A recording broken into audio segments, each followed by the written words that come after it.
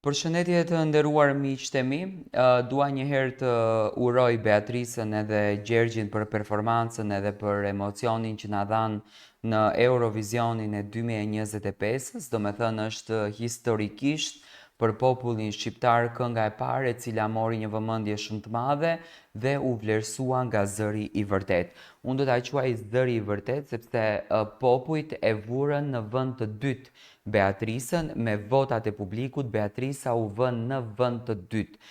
Por patjetër politikat shtetërore, siç kanë bërë gjithmonë, që politika ka ul vlerën e artistit dhe personazhit, e bën edhe natën e mbrëmshme duke mos ia dhënë Beatrisës vendin e saj të parë. Në një deklaratë të ndjerë dhe të sinqert pas përfundimit të edicionit të fundit të Eurovisionit, këngëtari i njohur shqiptar Luizelli ka ndarë me ndjekësit e tij një reflektim të thellë dhe kritik, të hapur ndaj mënyrës se si funksionon ky kompeticion. Nëpërmjet një postimi në rrjetet sociale, ai shprehu zhgënjimin e tij për sistemin e votimit, duke vënë theksin se nuk është më arti që vlerësohet, por pasaporta dhe lidhjet politike ndërmjet shteteve. Eurovisioni është kthyer në një arenë ku zëri nuk mjafton, përveç nëse mbrin i shoqëruar nga pasaporta e duhur, shkruan ai. Elli përmendi me respekt artistët shqiptar që kanë përfaqësuar vendin me nder si Frederik Ndoci, Aurela Gaçe, Rona Nishliu dhe Anjeza Shaini, të cilët pavarësisht përkushtimit dhe talentit janë përballur me një sistem të padrejtë të vlerësimi. Ai theksoi se Shqipëria ka sjellë në skenën europiane performanca me peshë artistike dhe identitet të qartë kulturor, por që përballë mungesës së aleancave politike dhe kufive të përbashkët, ato mbeten të pavlerësuara. Ne ofrojmë art me shpirt, ndërsa ata shpërblejnë afërsinë diplomatike. Eurovisioni është bërë si një lojë shau, ku lëvizjet nuk i bën më muzika, por strategjitë gjeopolitike, shkruan Elli, duke e përmbyllur me një sarkazëm të hidhur: na falni që nuk kemi kufi me 14 shtete.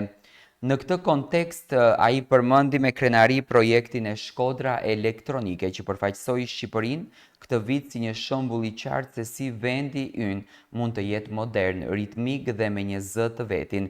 Sipas tij, ajo çfarë mbetet me rëndësi nuk është vendi në tabelë, por jehona që lën në zemrat e njerëzve.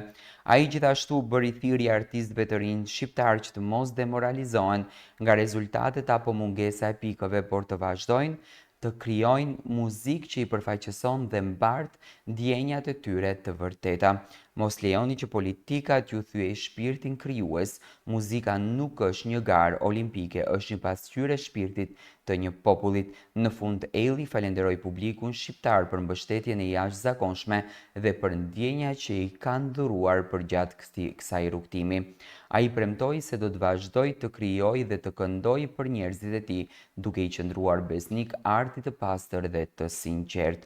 Muzika ime është për ju, jo për ju rinj që i llogarisin notat me laps politik.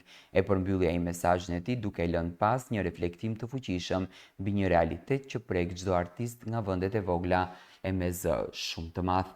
Ishte kjo deklarata që në fakt Luizelli bëri natën e mbrëmshme për zhgënjimin drejt mos përzgjedhjes të Shkodrës elektronike në Eurovisionin e 2025-s. Gjithsesi, Shkodra elektronike, Beatrisë dhe Gjergji e vlerësuan që janë fituesit e zemrave të publikut botror dhe jo fituesit e shteteve politike apo pasaportave të tyre.